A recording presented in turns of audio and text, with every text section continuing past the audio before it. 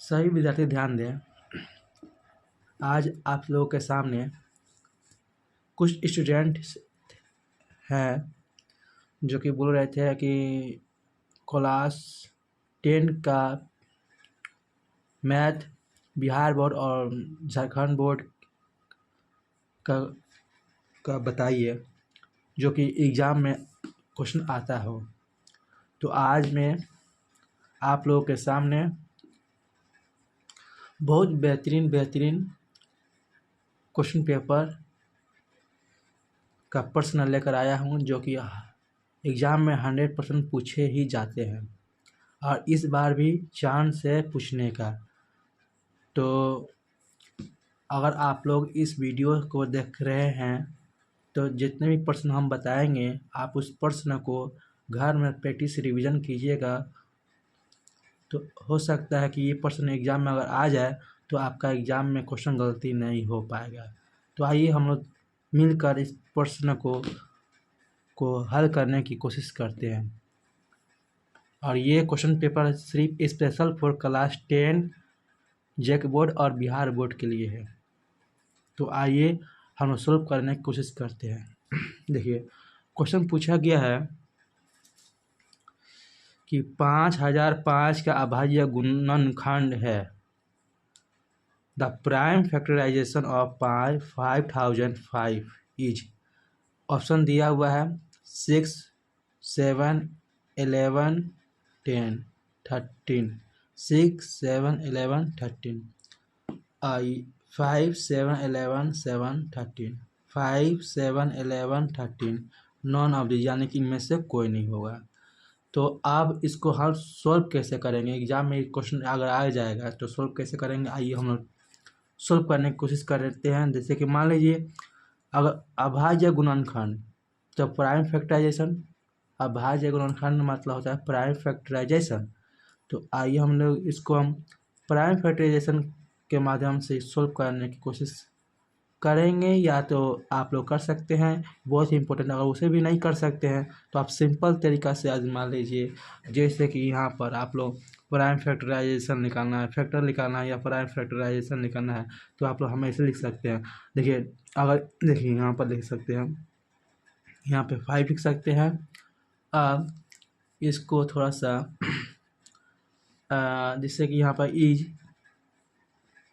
Divisible लिख सकते हैं बाय 5। ये इंग्लिश में हम बता रहे हैं और ये दो तरीका से बताएंगे, आप लोग को जो अच्छा लगे उसी तरीका से बनाइए। एग्जाम में दोनों ही अच्छे ही इंपॉर्टेंट। पहला तरीका ये है, ठीक है। 5 सो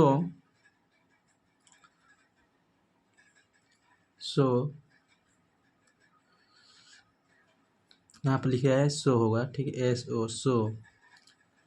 तो 5005 और 5 इंटू 1001 कीजिएगा, मतलब 5 को 1001 से मल्टीप्लाई कीजिएगा तो 5005 आ जाएगा। ये 100 है। तो इस तरह से भी बना सकते हैं। और आगे इसको जो आया, फिर देखिए वो अब ये जो आया है 1001 यहाँ लिख सकते हैं। सिर्फ आप लोग वीडियो को देखते रहे, आप अपने आप सीख जाइएगा। डिविजिबल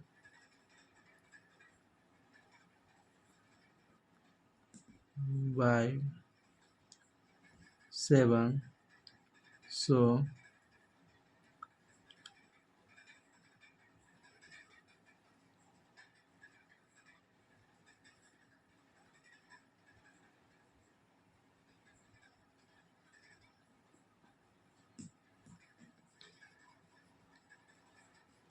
ठीक है, देखते रहिएगा, सीख जाइएगा। 143 इज डिविजिबल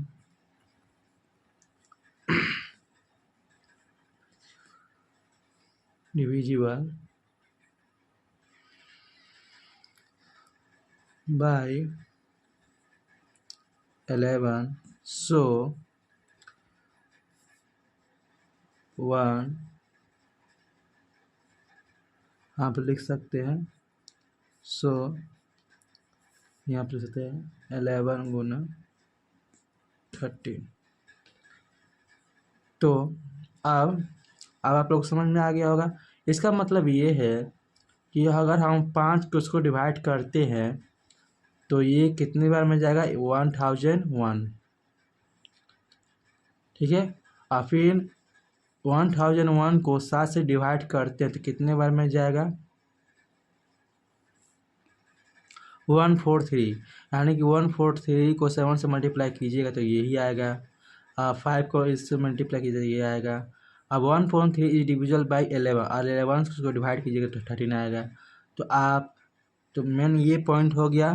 तो आप देख लीजिए इसका क्या हो जाएगा, 5 जो इधर आया है वही लिख सकते हैं जिससे गुना हो गया है। 5 गुना फिर 7 गुना फिर आपको क्या हो जाएगा, 11 गुना 13। आपका यही आंसर हो जाएगा। तो आइए ऑप्शन में देखते हैं ये आंसर है कि नहीं। उसके बाद दूसरा तरीका बताएंगे। पहला तरीका हो गया ये मतलब टाइप 1 हो गया। टाइप 2 देखिए ऑप्शन में देख लीजिए, 5 गुना 7 गुना 11 गुना 13 है ना। 5 गुना, देखिए यहाँ पर ऑप्शन देख लीजिए है कि नहीं। 5 गुना 7 गुना 11, यहाँ पर 2 से बना गया है लेकिन वहाँ पर एक से बना है तो गलत हो जाएगा। ये भी 6, यहाँ पर 6 आ गया तो ये भी नहीं होगा, ये भी नहीं होगा। 5 गुना 7 गुना 11 गुना 13 यानी कि 5 गुना 7 गुना 11 गुना 13 यानी कि सी नंबर करेक्ट आंसर है। तो आप ये देखिए, ये आपको ये समझ में आएगा तो इस तरह से बनाइए, अगर इस तरह से नहीं समझ में आएगा तो दूसरा तरीका बता रहा है वो किस उस तरह से बनाइएगा। देख लीजिए ये 5000 जो 5 है ना, इसको क्या कर दीजिए, एलसीएम ले लीजिए, प्राइम फैक्टराइजेशन हो जाएगा, फैक्टर निकल जाएगा इसका। देख लीजिए अब 13 को यहाँ पर 5005 है, इसको 5 से कीजिएगा तो देखिए सेम आ जाएगा। देखिए ये जो आएगा नंबर वही आ जाएगा यहाँ पर। देखिए देखिए कैसे आएगा, 5 1 जा 5 फिर 0 0 आ गया, 5 1 जा 5 सेम आया ना यहाँ पे। अब इसको क्या करेंगे, अब इसको करेंगे किससे, 7 से कर देंगे। यहाँ पर देखिए अब तो कटेगा नहीं, फिर 7 कर देंगे, 7 1 जा 7, 3 आ जाएगा, 3 30 हो जाएगा। तो 7 4 जा 28, 7 चौका 28, 7 4 28 और 10 28 29 और 30, कैरी 2 हाथ में बचा, 2 हाथ बचा, 7 3 21 यानी 23 जा 7 3 जा 21। तो 3 बार में जा रहा है तो 7 3 जा 21, इसलिए 143। अब 143 को फिर इसको यदि एलसीएम कीजिएगा तो 143 किधर जाएगा, तो 11 से जाएगा। तो 11 से जाएगा, 11 1 जा 11, 12 13 14, 3 आ रहा। तो यहाँ पर कितना जाएगा, सॉरी यहाँ पे कितना जाएगा, 3 से जाएगा, सॉरी यहाँ पे 13 से ले लीजिए या तो 11 से ही ले लीजिएगा, कोई दिक्कत नहीं है। 11 11 1 11 11 14 11 12 13 14, 3 आ रहा, फिर यहाँ पर 13 हो जाएगा, है ना। तो यहाँ पर देखिए यहाँ पे 11 है, यहाँ पर भी 11 है, तो यहाँ पर देखिए वही आ गया। फिर इसको कर दीजिएगा 5, ऊपर में देख लीजिए जो है उसे कर दीजिए 7, फिर यहाँ पे 11 फिर 13, देखिए सेम आ रहा है ना, ये देख लीजिए सेम आ गया। तो आप ऐसे भी बना सकते हैं, ये भी सही है और ये भी सही है, आप दोनों से भी बना सकते हैं, दोनों ही प्राइम फैक्टराइजेशन है। आपको जो इच्छा लग रहा है उसी प्रकार बनाइए, लेकिन आप ज़्यादा मैं भी कहूँगा कि आप इस तरह से बनाइएगा। ये एमसीक्यू है तो ये एमसीक्यू तरीका बनाने के लिए आप लोग इस तरीके से, जब भी एमसीक्यू क्वेश्चन दिया रहे तो आप लोग सोचिएगा कि एकदम इस तरह से बनाने के लिए शॉर्ट तरीके से एमसीक्यू। ठीक है, ये हो गया लॉन्ग मेथड, ये हो गया शॉर्ट मेथड। तो आपको जो अच्छा लगे वो इस तरह से बनाइए। ये एग्ज़ाम के लिए बहुत ही इम्पोर्टेंट है, ये एग्ज़ाम में पूछ सकता है इस बार 2026 में ये क्वेश्चन आ सकता है। तो इसलिए आप इस वीडियो को देखते रहें और जितने क्वेश्चन बता रहे हैं वो बहुत ही इंपॉर्टेंट है, वो घर में प्रैक्टिस करें, याद करें, रिवीजन करते रहें। ठीक है, ओके।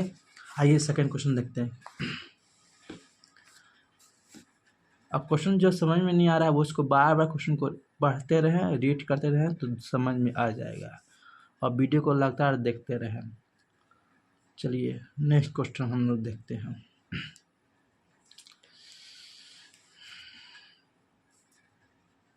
देखिए यदि विभाजन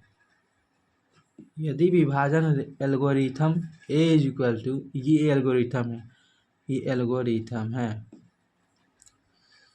विभाजन मतलब डिवीजन, विभाजन मतलब होता है डिवीजन। विभाजन मतलब क्या होता है? डिवीजन। विभाजन मतलब होता है division. Algorithm a is equal to B Q plus are.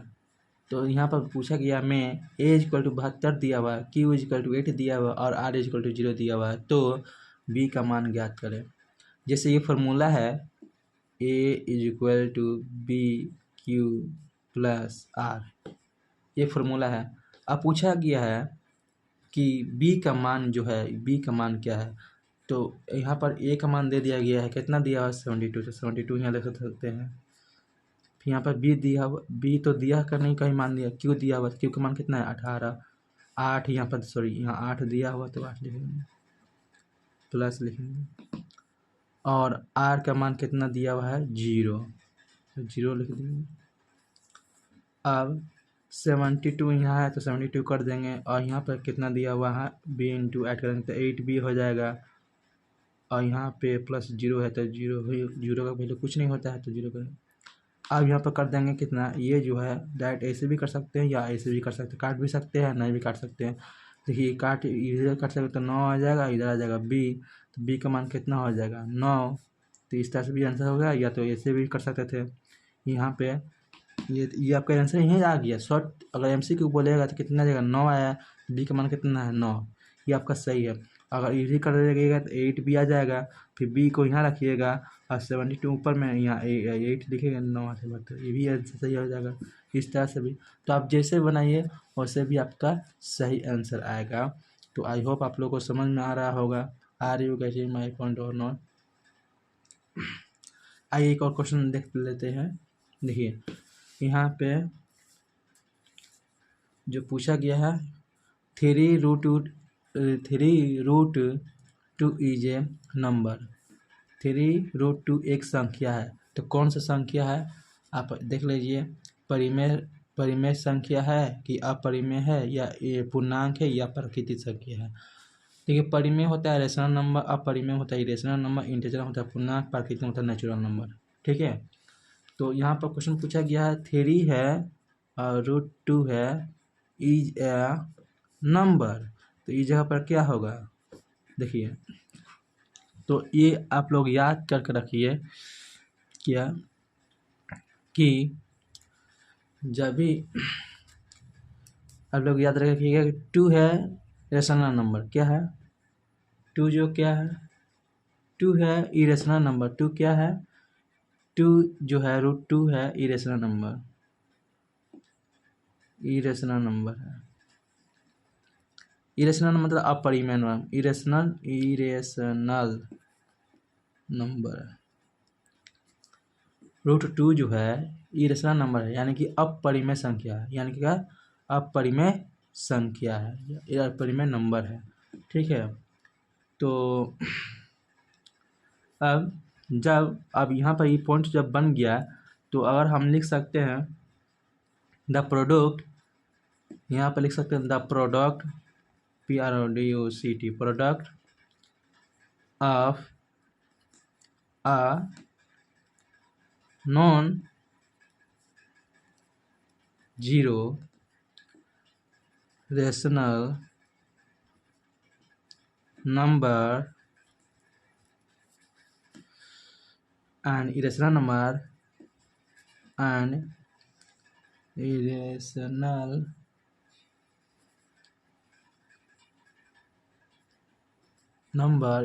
number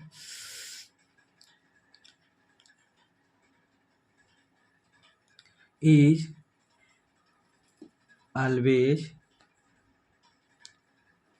irrational number।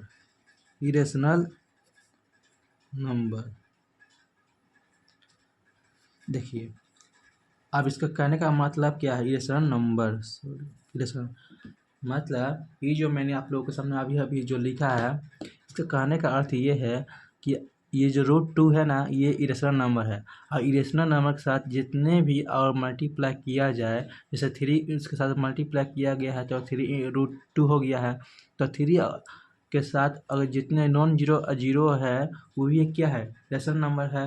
लेकिन अगर इसको मल्टीप्लाई कर दिया जा रहा है तो इरेशनल नंबर बन जा रहा है। तो ठीक उसी प्रकार जब 3 को 2 से मल्टीप्लाई कर दे रहे हैं तो आपस में जॉइंट हो जा रहा है, यानी कि जुड़ जा रहा है, तो that is called irrational number. तो 3 रूट इज अ इरेशनल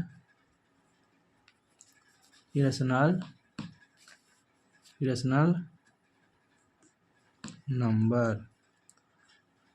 तो आपको क्या हो जाएगा, इरेशनल नंबर। 3 रूट क्या है, इरेशनल नंबर है। तो आई होप आप लोगों को समझ में आ रहा होगा। तो देखिए यहाँ पर इरेशनल नंबर जो है बी नंबर में ऑप्शन दिया हो तो बी नंबर में लिख दीजिएगा। और जब भी इस तरह से क्वेश्चन दिया रहेगा एग्जाम में तो आप लोग इरेशनल नंबर ही लगा दीजिएगा। ये बहुत ही इंपॉर्टेंट है और इस तरह से एग्जाम में क्वेश्चन आएगा तो आप लोग लगा दीजिएगा। ये फरवरी में एग्ज़ाम होने वाला है, तो आप लोग अच्छी तरह से इसको प्रैक्टिस करिएगा, रिवीजन कीजिएगा और याद करके ही जाइएगा क्वेश्चन। और अगर अच्छा लग रहा है वीडियो तो आप हमारे चैनल को लाइक करें, शेयर करें एंड सब्सक्राइब करें। Are you getting my point or not? I think आप लोगों को अच्छा लग रहा होगा। और ऐसे ही वीडियो देखने के लिए कमेंट करें और क्वेश्चन पेपर भी और आगे क्वेश्चन लेकर आएंगे जो कि एग्ज़ाम में पूछा जाता है। और बहुत ही इम्पोर्टेंट क्वेश्चन है जो कि आप लोगों के सामने लेकर आया हुआ हूँ और बताने की कोशिश कर रहा हूँ। देखते रहे, बहुत ही इम्पोर्टेंट है ना। आइए एक और क्वेश्चन देख लेते हैं, 2 क्वेश्चन देख लेते हैं, बहुत ही इम्पोर्टेंट है। ये सब इम्पोर्टेंट एग्जाम में क्वेश्चन आया हुआ है तो आप लोग करके रखिए, एग्जाम में तो बहुत ही इम्पोर्टेंट है। ये सब क्लास 10 के लिए है और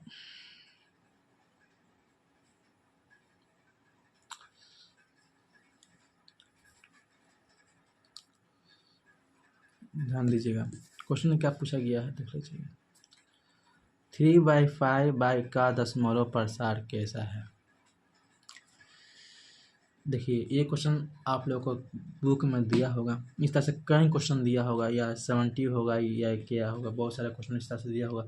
तो जब भी इस तरह से ये क्वेश्चन एग्जाम में आया हुआ क्वेश्चन है तो इसीलिए आप लोग इस क्वेश्चन में क्वेश्चन देखते रहें कि ध्यान कैसे देंगे। दशमलव प्रसार कैसा है ना। तो आप लोग इसको क्या कीजिएगा, देखिए जब भी इस तरह से क्वेश्चन दिया रहे ना, कटने वाला रहेगा तो काट दीजिएगा, नहीं कटने वाला रहेगा तो नहीं काटिएगा। देखिए देखिए कहने का मतलब अब यहाँ पर ऑप्शन दे दिया हुआ है शांत, अशांत, अशांत, अनावर्ती, अनावती, नॉन ऑफ दीज। तो नॉन रिपीटिंग, अशांत, नॉन रिपीटिंग, शांत, टर्मिनेटिंग, है ना। तो इसको कैसे काटने वाला रहेगा तो काट आसान कर लीजिए, दशमलव में करना है तो कट जा रहा है 5 के टेबल से, 5 एकम 5, 10। तो आंसर कितना जाएगा यहाँ पर 10, नीचे में 10 आ जा रहा है, ऊपर में 7 आ रहा है। तो इसको डिवाइड करके देख लीजिएगा तो एक जीरो यहाँ पर लगेगा तो यहाँ पर 0 लगेगा, पॉइंट लगेगा, यहाँ पर 7 हो जाएगा, 70 हो जाएगा। तो नीचे नीचे कट गया। तब ये बार बार आ रहा है 0.7 जो आ रहा है, यानी कि जो एक ही लगातार जो संख्या आए, यानी कि बार बार अगर यही संख्या आएगा बार बार, यानी कि ये भी रिपीट होते रहेगा तो डेट इज कॉल्ड अशांत, यानी कि टर्मिनेटिंग। तो आंसर हम लोग क्या हो जाएगा, ए नंबर हो जाएगा, टर्मिनेटिंग होगा। ये क्वेश्चन अगर एग्जाम में आ जाएगा तो टर्मिनेटिंग मार्क आइएगा। ठीक है, आई होप आप लोगों को समझ में आ रहा होगा। आइए एक और क्वेश्चन देख लीजिए। y is equal to p x का ग्राफ दिया गया है। ये जो दिखाई दे रहा है वो ग्राफ है। तो ये बहुपद पी एक्स के शून्यकों की संख्या क्या है? तो ऑप्शन दिया हुआ 0 1 3 2। तो आप लोग अगर प्रैक्टिस कर चुके हैं तो आप लोग इसका आंसर बता सकते हैं कितना आएगा कितना नहीं आएगा क्वेश्चन में। लेकिन अगर आप लोगों नहीं किए हैं तो मैं बता दे रहा हूँ इसका आंसर जो आएगा। देखिए जब इस ग्राफ दिया रहे तो पी एक्स के शून्यकों की संख्या, पी एक्स था तो ग्राफ बना था, इसको गिर दिए 1 और 2 तो 2 आ रहा है तो 2 ही आंसर आ जाएगा। तो ऑप्शन में दिया रहेगा तो मार दीजिएगा, देखिए आंसर। इसको नहीं काउंट करना है, इसको काउंट करना है। पी एक्स पूछा गया, एक्स को पूछा गया है तो खाली ऊपर वाला काउंट करना है। आई होप आप लोगों को समझ में आ रहा होगा। एक्स एक्स पर काउंट कर लीजिएगा तो 2 ही आपका आंसर होगा। तो अगर समझ में आ रहा है तो हमारे चैनल को लाइक करें, शेयर करें एंड सब्सक्राइब करें। Thank you for watching this video.